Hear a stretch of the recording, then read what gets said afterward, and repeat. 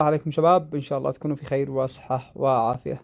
نحمد الله على نعمة الأمطار. طبعا صوت الرعد والبرق تطمنوا خالص إذا طلعت الأصوات. اليوم الفيديو هدية. طبعا هذا فيديو عبارة عن هدية. بيكون كل من بيشاهد الفيديو هذا محظوظ لأنه بيتابع سيرفر مجاني قدمناه في تطبيق إدارة المعرفة. طبعا الموضوع في قمة البساطة والقوة في نفس اللحظات. تكلمنا في الدرس السابق على تطبيق إدارة المعرفة، وكيف إن إحنا بنبني الشجرة المعرفة الخاصة فينا، نبنيها على حسب الاحتياج الذي إحنا نحتاجه، ونبنيها بالشكل الذي يناسبنا، أو نتعلم نحب إن إحنا نتعلم مثلا نضبط إعدادات لشكل الشجرة مثلا. طبعا الموضوع يعني بيكون حسب ما نحتاج. مثلا مجرد ان احنا نحدد نختار الشكل الذي نحتاجه.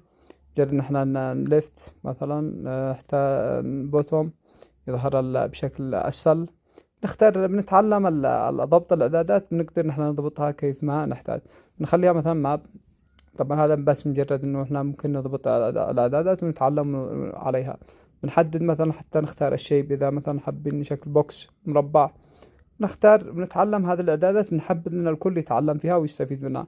وايضا ممكن احنا نعمل ستيتس مثلا على الحالة يس، اذا مثلا منفذة او غير منفذة. ونقدر نعمل مثلا تشايلد، نبني احنا مثلا شجرة من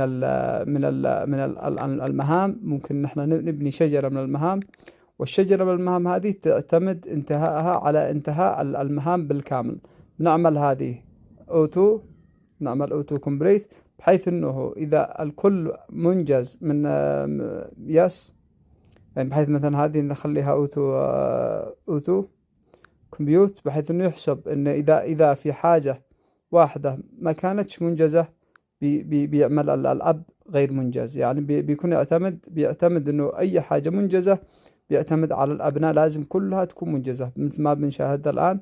ممكن ان نستفيد من الموضوع هذا بشكل جدا قوي، بحيث ان احنا مثلا كل منجز مع هذه بيعتبر الاب اوتوماتيكيا غير منجز. مجرد ان احنا نفعل انه منجز، انه مجرد منجز بيعمل الاب انجاز للمهمة. طبعا هذا الافكار كلها بنتعلمها ونستفيد منها، والكل لازم يجرب ويتعلم ويستفيد، بحيث انه يطبق ويمارس. الان لو افترضنا هذه المعرفة ايضا، ممكن مثل ما ذكرنا نعمل وصف للبيانات، ونعمل فيها ونعمل الوصف. يعني اشياء جدا قوية، منها تصميم ادوات التصميم الموقع بالكامل، من جداول، من نصوص، من كل الذي نحتاج. وايضا الكلام الجميل والقوي جدا ان احنا بنعرفه في الدرس القادم، كيف بنتعامل مع موضوع تصميم المواقع بشكل احترافي الى الغاية. وفي نفس اللحظة بنقدر نجلب اي موقع انترنت الى عندنا بكل الادوات، بكل الاحتياجات. بنعرف الدرس القادم ان شاء الله. ومثل ما ذكرنا ايضا ممكن نحن نشتغل برمجة، ونشتغل في اكواد، نحدد الاكواد، نوع الاكواد البرمجة، ونشتغل عليها بمحرر جدا قوي وجميل جدا. وايضا ذكرنا بنقدر نحن نعمل ملف جسم ونشتغل عليه في الوصف الخاص يعني ما يسمى العقدة. ونشتغل يعني مثلا احنا كتبنا شوية بيانات في بعض العقد، مجرد انك تكتب تنقل مثلا رقم طوال، نختار نوتس بحيث انك تطلع ايش البيانات التي اشتغلت فيها، او انك تقدر تنقر عليها وتختار وتنقر على النوتس من اعلى هذه، بحيث ان ننقر على العقدة وننقر على النوتس بالاعلى، او نختارها ونعمل نوتس مباشرة. طبعا كلام جدا قوي. مثلا حتى لو مثلا نجرب نعمل مثلا شوية بيانات، نشتغل مثلا هذه عملنا لها كلام وهذه ما فيهاش كلام، بيتصفر. مجرد انك ترجع للسابق بيرجع للكلام السابق، بحيث انه كل عقدة معها بيانات وتفاصيلها الخاصة بها. كلام جميل. طبعا الموضوع بيكون جدا قوي في إدارة في الشركات والمؤسسات، في الشركات البرمجية، في أشياء جدا كثيرة بنذكرها الأيام القادمة. وأيضا في نظام اي بي اي 30 بنتكلم على هذا النظام، بيكون نظام ساحر لهذا الأمور. الآن إذا نحتاج هذا المعرفة الذي كتبناها الآن وتعاملنا معها، نحتاج نشاركها عبر سيرفر.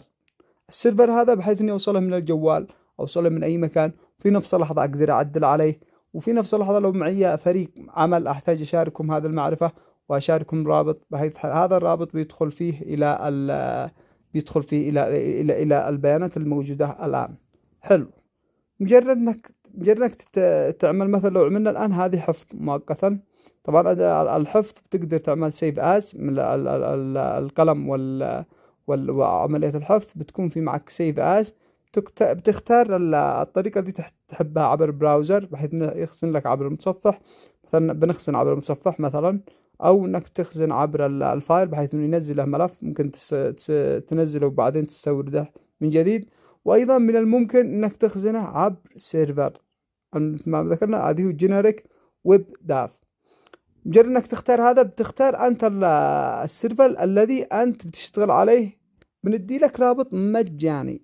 الرابط هذا بيكون من حيث انك تتعرف عليه، بيكون هذا الرابط سيرفر مجاني https://free.ebi30.com/ebi/ الرقم الذي انت تحتاج تخزن فيه الخريطة الذهنية الحالية. مثلا احنا بنختار رقم، طبعا اذا بنذكر كيف بيتم الوصول الى الرابط اذا نسيت الرابط.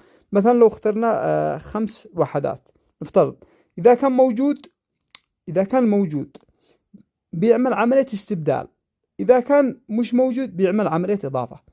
فاذا انت يعني حبت انك اذا انت تحتاج تعمل عمل كبير ومهم، تختار رقم عشوائي كبير شوية صعب ان حد يوصل له، فقط لا غير.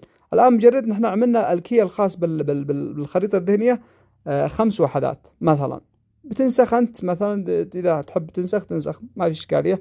تعمل مثلا سيف. الآن سير احفظ لي إلى مجرد إنك تشارك الرابط الحالي هذا.